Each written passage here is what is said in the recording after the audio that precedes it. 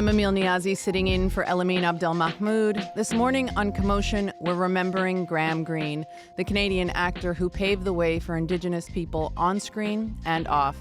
He died in Stratford, Ontario, not far from where he grew up on the Six Nations Reserve. Graham Greene was 73 years old. His friend and ours, Jesse Wente, is here with us now. Jesse, I'm so sorry for your loss. Talk to me about what Graham Greene meant to you. Well, I think like many folks in our community, my first encounters with Graham Greene was as a performer, whether on stage. He starred in the legendary production of Dry Lips, Autumn to Kappa's Casing in the late 80s for Native Earth Performing Arts and then on screen. And so, I think for a lot, he was a hero of mine, and for someone who was a young person trying to imagine a career in movies and television, there were very few Indigenous role models to look up to at that time. Graham was one of the handful that had obviously made career. And in reflecting on my relationship with Graham, it struck me that I've been lucky enough in my life to have met many of my heroes. And some of those heroes became my friends, and that's where Graham fell.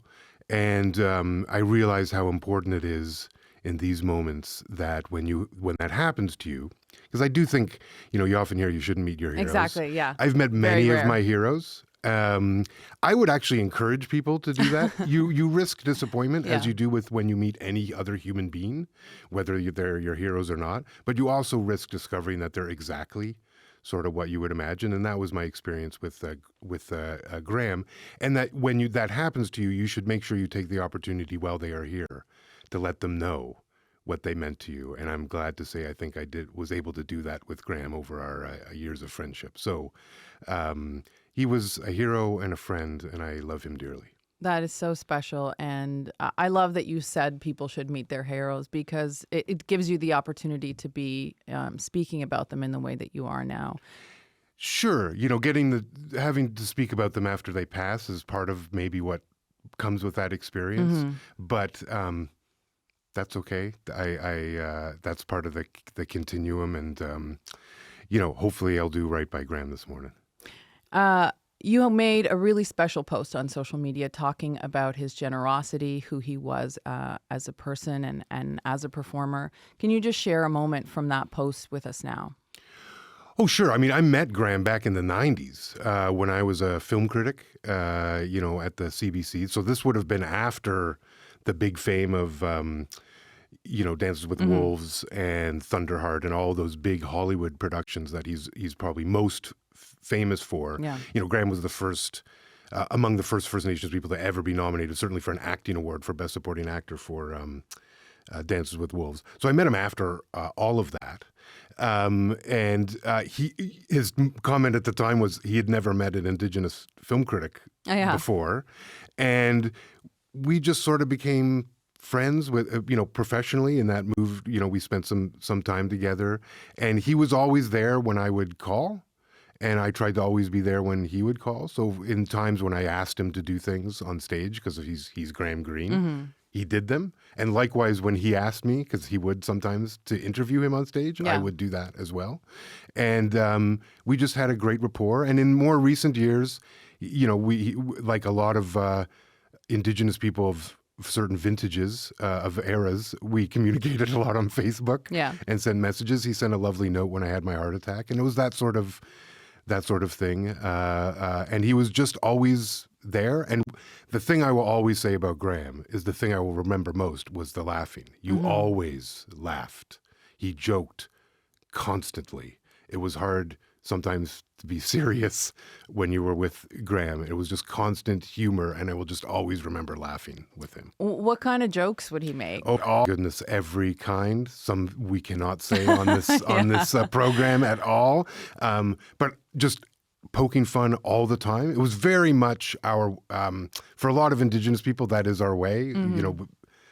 A lot of humor, a lot of teasing, and he was just always up for any gag and any joke, and that comes through, I think, very clearly when you watch his performances, because he imbues even characters that are very serious, are dealing with very serious. There's always this undercurrent of humor. There's always a quick note, and that was very true to who he was as a person. And so I'll just always remember laughing with him, even though he also, we used to joke, like he would often cry when I would interview him on stage, because I would often say to him how meaningful he had been to me, and he was always very conscious of that, and that's also why he's been so active. If you look at what he gave back to the community, this new generation of Indigenous storytellers on screens that we've seen over the last, say, 10 years really grow up. Mm-hmm. He's been in so many of their shows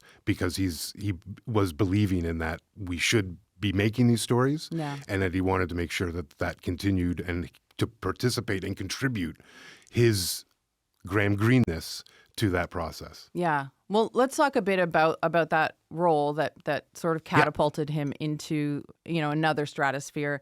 He played Kicking Bird in Dances with Wolves. He was nominated for an Oscar. What difference did that role make in his career?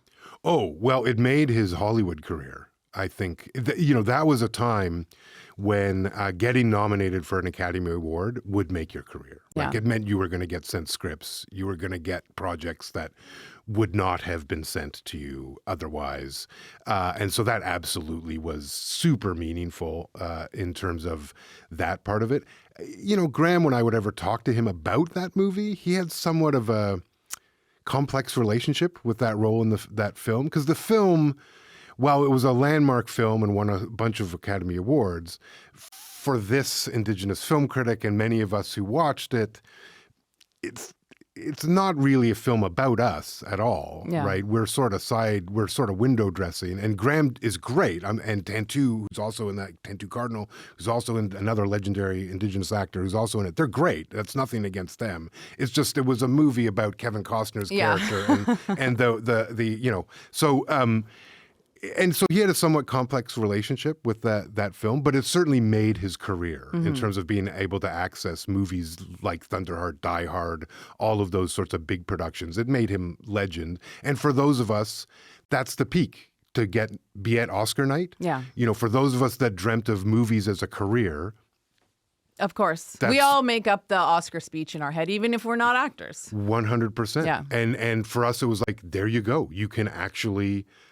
A guy from Six Nations just did that. That means I can also do that. We can also do that. A whole bunch of us saw that and thought, hey, we could also do that. Yeah, it's incredible.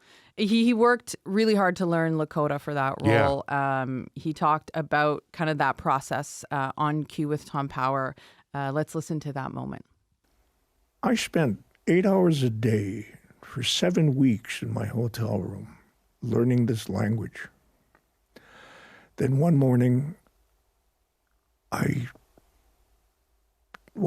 night before, I went through the whole thing without looking at the script, and I knew it all. I knew the language. I went, geez, that was the hardest thing I've ever done in my life. And the next morning I got up, and I'd forgotten everything. Really? Yeah. I was just destroyed. What did you do? I said, I went for a run. I ran 20 miles a day, and I came back, and it started to sift back in. I started rereading it again. And every night before we shot the scenes, I'd go through the dialogue until midnight, and get up at 5 o'clock and go to sit in my dressing room and go over the dialogue again and again and again and again until I got it right. I didn't want to fail. I hate failing. I don't like failing. It's always interesting to hear about an actor's process, but when you hear about the dedication and the hard work and the fear of failing, what does that story reveal to you about Graham Greene? Oh, I felt that same way. Yeah. I think for a lot of Indigenous creators, because there's such a history in sort of the storytelling systems or ecosystem that exists now, there's such a history of us being misrepresented within that system, that when we get access to these means to actually be these stories, be these characters, tell these stories in whatever capacity, it comes with a significant I was going to say burden. I don't think it's quite a burden. It's an obligation to try to get exactly what Graham just said in that clip, to get it right, to be as right as you can. And even to the lengths of having to learn a language that is not your own and to perfect it so that you can perform. Because you know, to get it right is for him was like the thing in that movie, was to try to be as right as he could be. And I think, that's Graham, and I think that's why he spoke to so many of us, because so many of us feel that same way. Yeah. And he was able to speak to us about what to do and how to sort of approach those sorts of things, and not just speak to us, show us how you do this. Do you think when he says, I didn't want to fail, and you know, you just saying the importance of getting it right, is it about getting it right for the producers and for Kevin Costner and whatever, or is it about getting it right because of that obligation or burden for who he is and what he represents? Yeah, so it's both. It's both, because for obviously you want to get it right for your community. Yeah. Like there's that for sure is there. But you also, when you're him in that role, you're also thinking, I need to get it right so that other people can get these sorts of opportunities. So I also need to get it right and be great. One of the things that happens with, I think, any marginalized community, when you start to break into places where you haven't and where you start to excel, is that, frankly, you have to be better than those that have existed in those spaces for the whole time. You actually have to outperform them in order to get the same level of recognition and to achieve the same. And so you take that in too. Like, not only do I have to get this right for my community, and there's a whole level of burden because that's who I'm answerable to, I also have to get this right professionally so that my community can continue to access these spaces and to prove that we are capable of doing these things. And that the 7 hours in the bedroom, all that effort in the hotel room, all of that effort before going on to set, all of that, it just speaks to me in terms of if I know I did that in my life. Not exactly that, but I did that sort of preparation because there were moments when I had to get it right. Yeah. There was too much riding on getting it wrong. Yeah. I know we could spend probably hours having this conversation, but I really do want to make sure that before we go, we talk about what he did for the Indigenous community and for other actors and for writers and directors, whether it was being on Reservation Dogs or just, you mentioned yourself, like he always answered your calls. He always answered the calls of younger writers and performers and creatives. So just tell us, before we leave, about what he did for the community in that respect. He showed us it was possible, and then he made sure to leave the door open and hold it open for us. And I mean, it was interesting. I posted that thing you mentioned on Facebook, but I was not alone. If you go on Facebook, and you can imagine my Facebook has a lot of Indigenous people in the entertainment industry on it.